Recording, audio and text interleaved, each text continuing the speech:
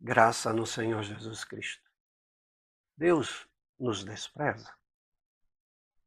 Deus deixa de nos atender? Talvez você tenha essa dúvida. Será se Deus não me ouve? Será se Deus não está disponível ou coisa assim? Vamos ver um texto da palavra de Deus lá no Salmo 22, versículo 24. Diz assim: Pois não desprezou, nem abominou a dor do aflito, nem ocultou dele o rosto, mas o ouviu quando lhe gritou por socorro. Esse texto, e em especial o Salmo 22, é um salmo messiânico. E quando você começa a ler e chega nesse versículo, parece que há uma contradição. Porque no início desse salmo diz: Deus meu, por que me desamparaste? E ele diz: porque se acham longe de minha salvação as palavras de meu bramido. Deus meu, clamo de dia e não me respondes. Também de noite, porém, não tenho sossego. Quem é que disse essas palavras? Quem é que está dizendo que Deus o desamparou?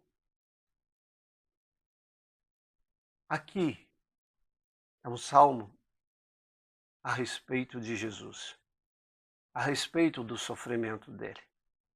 Quando o Senhor Jesus Cristo estava nos seus últimos momentos e já sofrendo,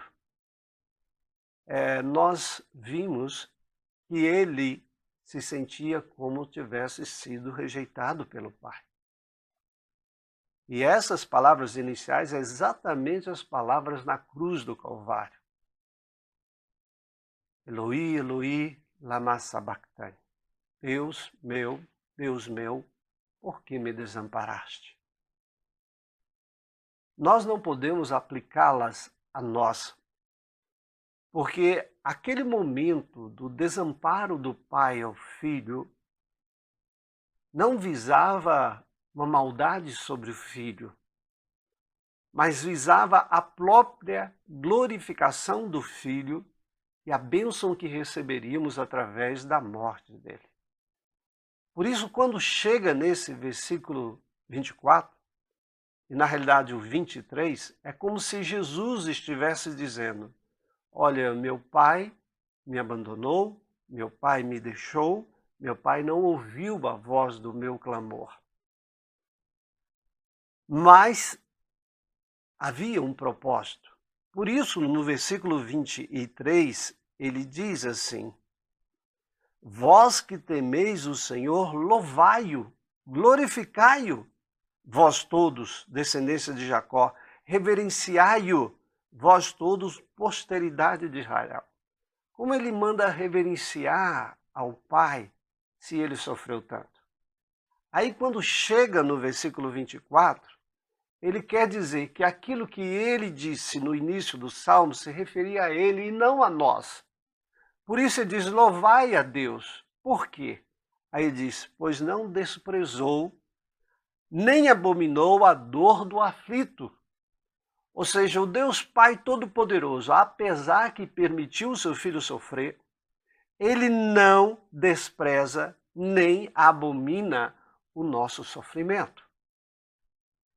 É algo diferente. Então, por isso que Jesus está dizendo: louve a Deus.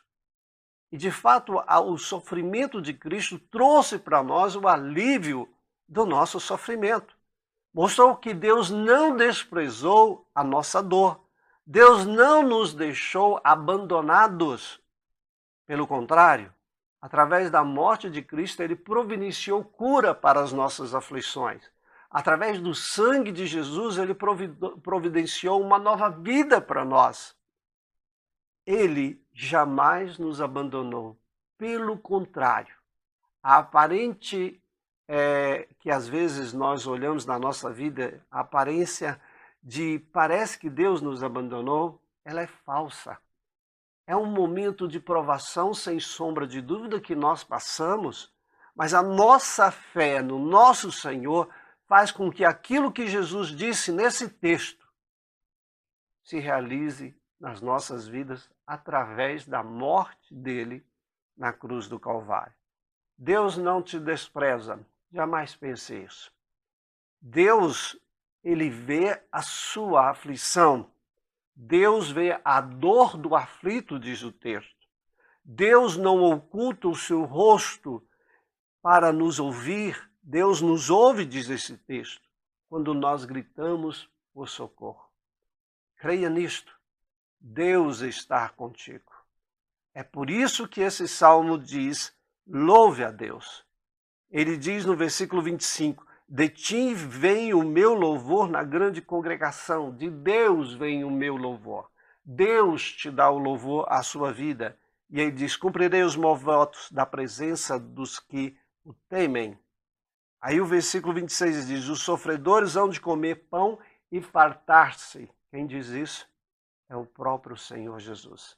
E foi isso que ele fez, ele multiplicou pães, ele deu fartura ao povo. Portanto, creia no Senhor Jesus.